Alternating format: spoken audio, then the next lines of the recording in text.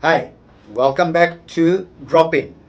We did survive the first one, so we're on the second one, and with me I've got Ryan. Ryan, you are going to hopefully add a little bit spice to incredible CV. I'm not going to go into that, but welcome. Thank you. And yes, Thank we you. did survive the first Thank one. you, Naas. We did, and we got some people to tune in and watch, and it was great. So we survived the first one together, and I thought it was great. We had a good chat. So hopefully we continue down that path and bring some good information to everybody that's watching. Yeah, especially now that the international season starting, we've got so many games we can talk about. We've got formats that we can talk about. We will get later because I see people, everyone's going in. Who's the best? Who's this? Who's that? Whatever. We'll get to that in a Absolutely. while. But glad to see you again. Yes, And good to see you too. let's actually talk about on the weekend. There's a new rugby format that I thought seriously should have been done long time ago. Absolutely agree. Yeah, the Nations Championship is something I too believe should have been put in place a long time ago. It's your classic North versus South, and getting Yeah. these teams to play against each other on a regular basis, and just improve the entire game of rugby really. So Yeah, see, I had a big problem with this June, July sudden tours because Northern Hemisphere hardly send their best teams. We've seen in the past England actually sending like a BC team to Yep. New Zealand, and where the Southern Hemisphere, when they go up north in November, they always try to put their best team on the field because there's a little bit of a pride, I want to say, in winning. Absolutely. Yeah, there's always been that rivalry with North versus South, and growing up we've always bantered about who's best, the North or the South. And Yeah. if you look at over time, if you look at just look at the World Cup as an example, I think and I can tell you that the Southern part of the world has won 9 out of the 10 World Cups, and the Northern has only won 1. So that rivalry's been fierce over the years, and you always want the best teams playing against each other for sure. See, that brings me to another point, okay? And I would like to get your opinion because my opinion about there are quite a number of international players at the moment because of the group system, okay? Now, I'm a believer, a little bit conservative, old school, okay? You play to be the best, so you should actually start every international. Absolutely. We know that's not possible because of the number of internationals. Yes. And the number of all the other games you have to play for your franchises and whatever. Yes. How do you see actually more international players that's not, I don't want to say they're not international test quality, but they definitely get an opportunity. And the big surprise is a number of those guys actually use the opportunity because if you break look at the them, team, yeah. then you think, and then later in a year time you think, what a great player. Yeah, no, for sure. So we're referring to some of the players not being able to play international rugby because of the regulations, and some of the younger players coming through and filling those spots and getting some great international exposure, playing against some of the top teams in the world. And yes, I mean I've always said give somebody a chance. They're either going to play up or they're going to play down, and a lot of these guys will play up, playing for their countries. And I think getting that opportunity to come out and play against some of these teams is just fantastic, and put them on that platform to improve as a player.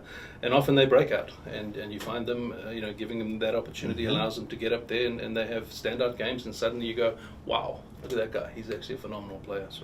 Okay, so I gather for this format, the team that had to have the biggest say was Ireland because for many years they were really a good team. Yes. You stick them in the World Cup and they can't get past quarterfinals. Absolutely, because I don't think they've been exposed enough to playing rugby against the Southern Hemisphere teams enough. And we look at Argentina, for example, coming into the Rugby Championship over the years. I think they went from like 12th in the world to 5th in the world, and that's purely because they have that opportunity to now play more consistently at that level. And then when they enter the World Cups and stuff, they're now beating teams like Australia and other teams around them. And I think it just exposes them to a different level of rugby where they can actually improve as a team. And also, to add to all this, is there is a team, and let's hope that really work that way, that can call themselves the best team of the year, and not only every 4 years in a World Cup. 100%. Yeah, this is a fantastic format that allows, for basically the top 12 teams in the world to play against each other, home and away, and gives them that opportunity to, yes, crown that. And I think I like the way the championship is set up to, 1 plays 2, 3 plays 4. So you're going to get a whole breakout of teams playing in the bottom section there. So you will really be able to say, these guys are the number 1 team right now playing in this competition. So it's a fantastic format, and really excited to see some really good rugby. And also an opportunity for a number of the younger players to really get a good go. 100%, yes. Yeah, 100%. If you look at some of the young players that stepped up just recently for South Africa, and also we can talk about France, so I think we're going to talk about that in a minute, but not having their players coming in to the team because of the club allows other players to step up in the teams and become those better players, yeah. Okay, let's get into, we know it's North against South. Mm-hmm. And we love that. We even get Northern Hemisphere referees against the Southern Hemisphere referees. And Ryan, can you believe it?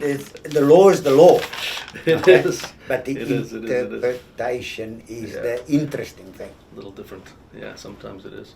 Yeah, I think interpretation can be different, Northern to Southern, and you just got to play. I always said you got to play to the ref, and whatever they're calling on that day, that's what you got to play to. So. Yeah. Okay. There's 6 games on the weekend. Okay.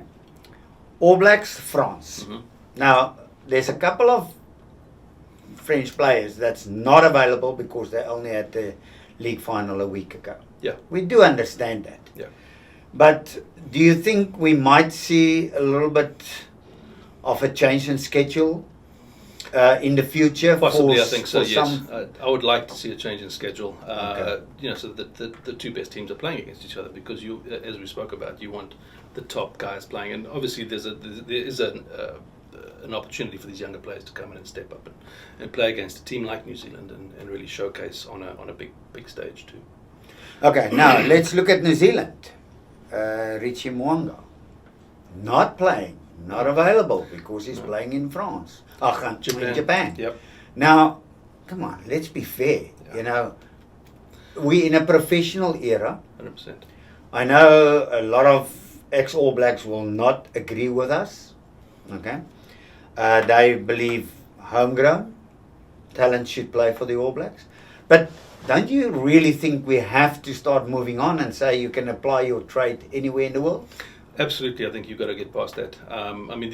These individuals grew up in New Zealand, playing New Zealand schoolboy rugby, New Zealand schools rugby, and then playing for the All Blacks. Now, as an athlete in this day and age, a lot of these guys are unfortunately driven by contract and potentially contracts that are overseas that'll lure them over there. But that player you're talking about, Mohanga, is a New Zealand player, right? He should be able to represent his country at rugby, and I think it's a shame that he's left out of the team, and I personally think it's something that needs to change for sure, because those guys are overseas. Essentially the overseas teams are paying for their development, but they can come back and play for New Zealand, and I don't think he'll finish his career in Japan, but he's played a lot in New Zealand, so he should really be able to qualify for the New Zealand team. Yeah, and now of course you've got All Blacks, new coach.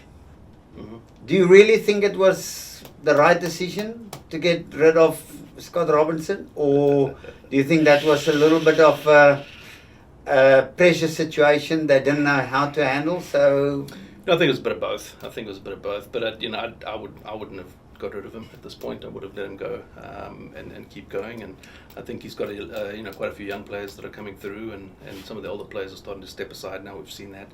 But he's a great coach. So they're all good coaches. Let's not mince words. But personally, I think New Zealand had a good enough record potentially to keep him in place for a little longer and give him a longer shot at it. So okay, we all know Dave Renner's really got a nice CV. We just hope. The thing is, what I hope is, I just hope New Zealand can get back to really to the point where they were, because it was absolutely fantastic to see New Zealand, France, England, South Africa, Ireland, all at its best. You've mentioned the Argentines. I thought they really did well in the last number of years. Great to see Fiji Yeah. being part of this whole thing. Yeah. Okay, let's look at Northern Hemisphere first. Okay. We've got France. We know if there's one team in the Northern Hemisphere that can mix it with the big boys, is definitely France. Absolutely. Then I think next to them, England.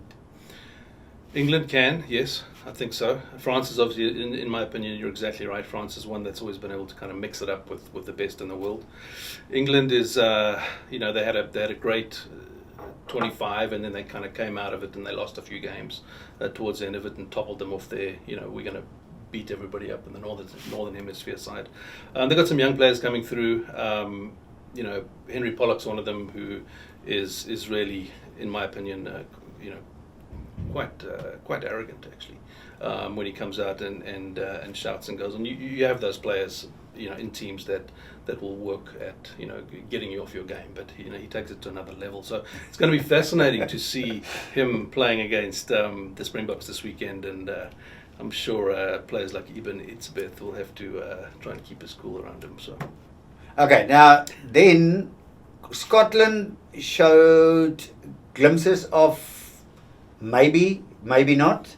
Yeah, I think Scotland usually feels a fairly decent team, but they've shown some glimpses, but they've just never been that team that's been able to elevate themselves to the top and just hold that position. So I think it'll be interesting to see how they do against some of the teams, but yeah, definitely France, England, then Scotland, and then the rest of them below that. So okay, Wales, can they really turn the boat? Because it looked like they struggled. How many losses in a row? It's not great for such a great rugby country. Now with Wales, I want to put Italy, because I think the little bit of a surprise package is Italy. Yeah, I agree. I think Italy can be, a force to be reckoned with over time. We've seen some of these teams come through, and as we mentioned early on, as they play against better players more consistently, they become better teams. Wales, for me, is still in a very much a rebuilding phase. They've just really had to, restructure and get some players into try and create a team that can actually compete. Okay. Yeah. I love it when people say rebuilding. Yeah. How do you rebuild an international side? That's not easy, let me tell you. You've got to find your core players that can come in and make a difference, right? And then you kind of build the team around them. And obviously, I always talk about team. You can't have star individual players and win these things. You've got to build teams around them. So finding that talent coming through the youth talent, in the club levels and the schoolboy level, and then keeping them in the system and building on them, building them out, and then moving them up into the international arena eventually. So. I know we've got two guys, two different opinions, okay? But I'm going to ask you a straightforward question, okay? Scotland, Wales, Italy, do you really think they have that pool of players that can actually get them to a higher level? That's a good question. They obviously don't have the huge pool of players, but I think they have enough players to get them up to that level. I think it's such a passion in those countries. I mean, we see some very small countries become world forces. Fiji's playing well right now. They're a tiny country, but I mean Wales and Scotland. They don't have a massive amount of players to draw from, but they're a passionate country around rugby, and we all know that growing up around rugby is just a part of life. And I think at times they can field good teams, but over time that pool does become a little thinner.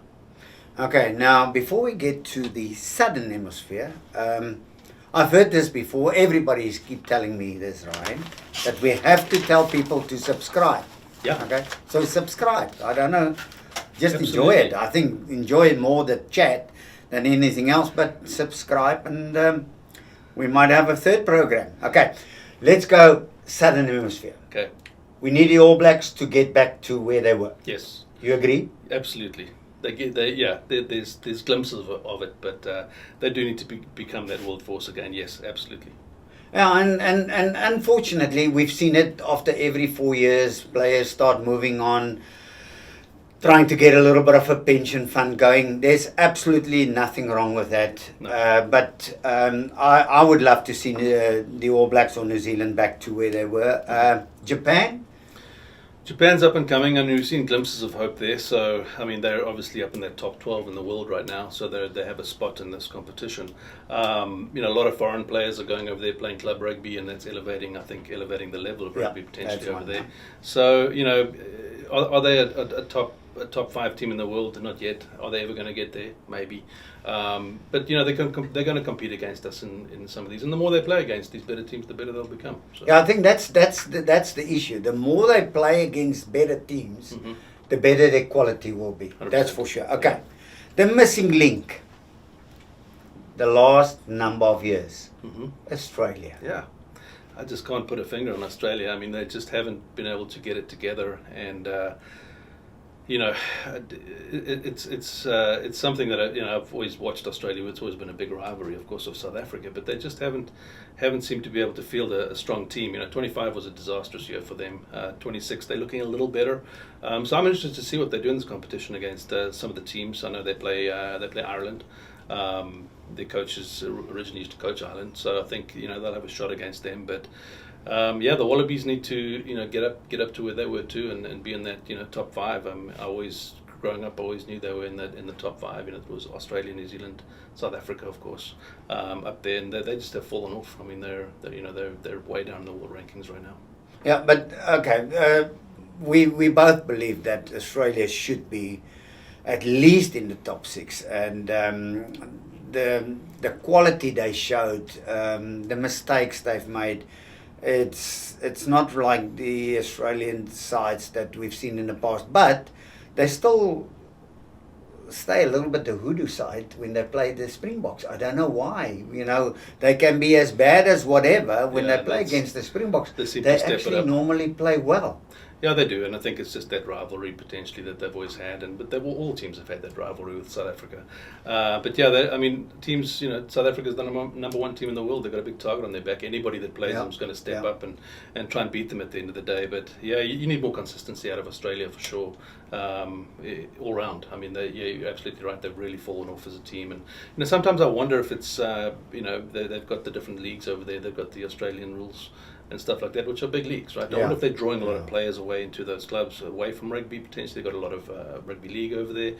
But there's still a large enough population and a passion in that country to field a world-class team, in my opinion. So. Okay, that's a fantastic point that you've just made. But I always watched like the under-20s World Cup and whatever, and they struggle in the under-20 because let's look at when I was with Jake White and we won the World under 2021 World Cup.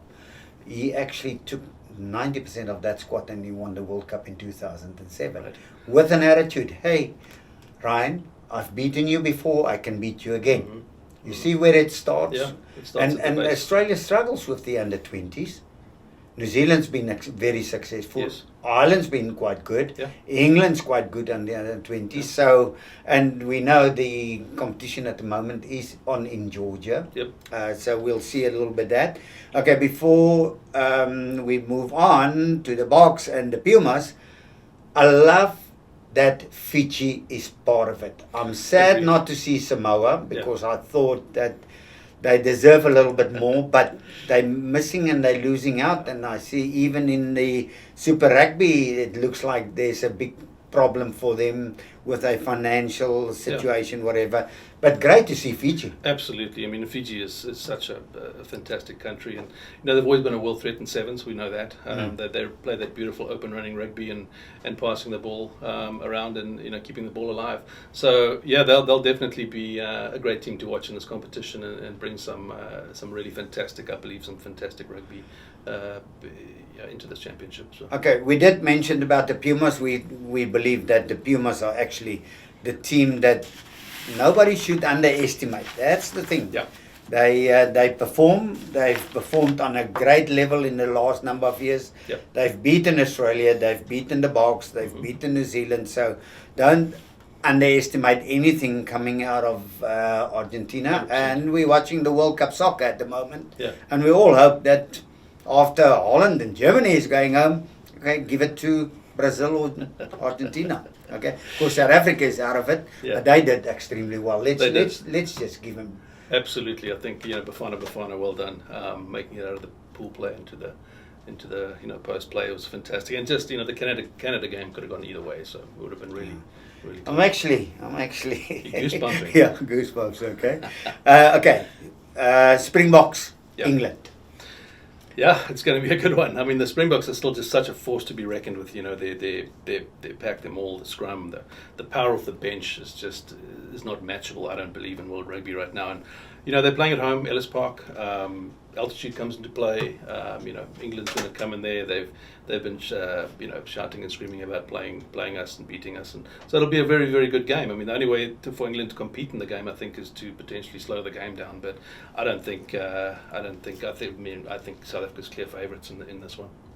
Okay, we've been now through them all. Okay, now closing. Okay, I hate predictions. Because predictions are there to make you look stupid. Okay. Yeah, okay. Because if we say this team wins and they lose this, then everybody that's watching is going to say, "I told you." They don't know the game. Okay. We all know that. Yeah. Okay. Run through it quickly with me. All Blacks France. First game, there should be totally a different attitude with the New Zealand players.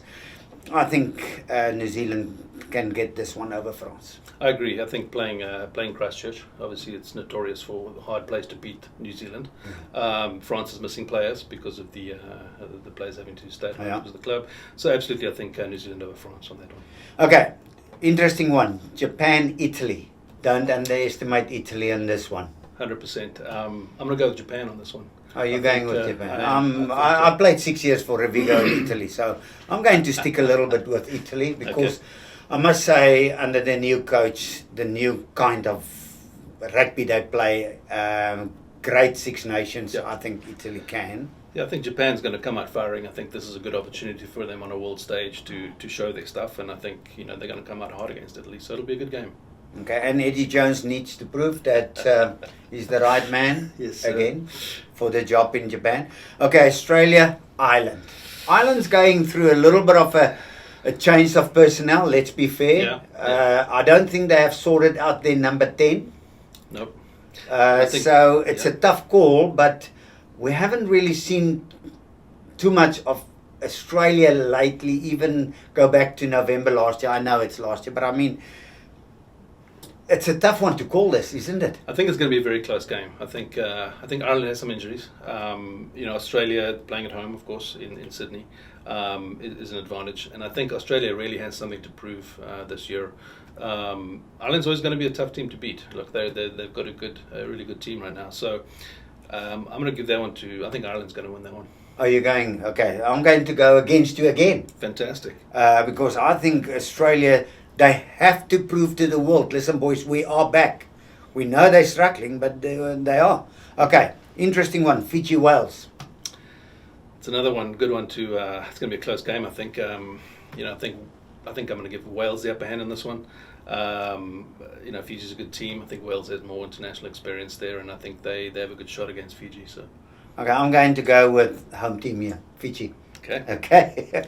Springboks England. Okay, that we're not going to discuss too much because we've seen the side, brilliant side. Glad to see Mani Lebok really getting another opportunity. He had a fantastic season in Japan. We know that. Okay. He did. So that's a good opportunity, but I definitely think that.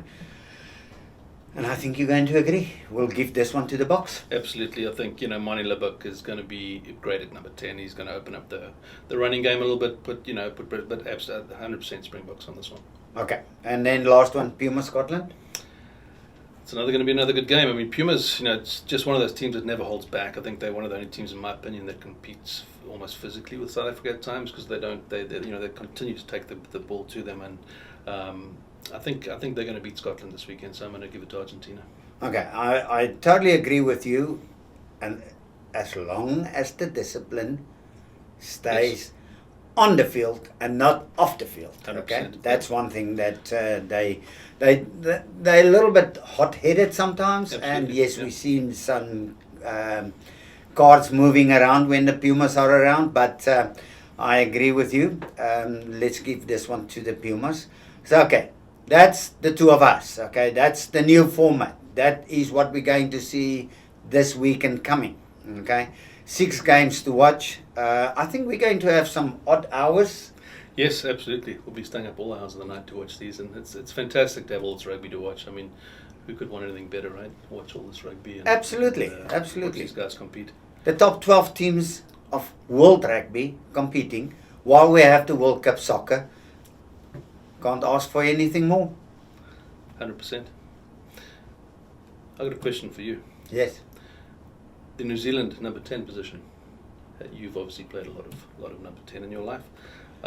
You've got Bowden Barrett there. You've got you've got Love coming up, who's a young player. Yeah. Mackenzie's the other one. I mean, he's obviously got more mileage on him, but he's a good player. I mean, Barrett's had an off season, fantastic player. But in your opinion, who do you think they're going to pick at number 10? Okay. If I look at the 3, haven't seen too much of Love because being in America, not really seen too much about Super Rugby. Okay. Bowden, I think, needs space. He's dynamic. He's a fantastic rugby player. I must say, for the last 2 years, they'd really tried him at number 10. I haven't really seen the Pollard in him, the Mani Lebok in him, the Richie Mwanga in him. I haven't seen that. Yeah. And Mackenzie is really, when he comes in as an impact fly-off, he makes a big difference because he also, you need to watch him the whole time. But I don't know if he's the same as Bowden. I don't know if they're really the starters. Yeah. So I wouldn't be too surprised to see a new fly-off for the All Blacks. Yeah. Love and maybe that is what New Zealand needs a little bit. Yep. Love. Get okay. A bit of love. They need love, and they need love on the scoreboard. But the straight question is who? I'm not convinced in either Bowden or Mackenzie. Got it. And that's the way I feel about it. And if you look at teams, go through the World Cups, okay? Teams that won the World Cup. Flyers always played well. Grant Fox, Larkin, Joel Stransky, Butch James. They had a fantastic World Cup in 2007. Let's give it to him. Yeah. Dan Carter, Pollard. Yeah, exactly. No, it's a pivot point for sure. We haven't created rugby, and this is our closing argument. We didn't create rugby, but the number 10 will always play a part. Okay, and that's actually looking at all 12 teams, but it's also time to say goodbye. And Ryan, might be a good suggestion. The name of the program is Drop In. Maybe people can actually ask questions. Yes. Okay. And then the two of us can decide. I will go with Drop In, and you go with Drop Out. Yeah. I think that's a fantastic suggestion. Yeah, that's a nice suggestion. Yeah. So give us your comments, and we will start making it part of the program. Are we going to drop it in or drop it out? Okay. But thanks for watching, and we're going to discuss this results next week. Thank you.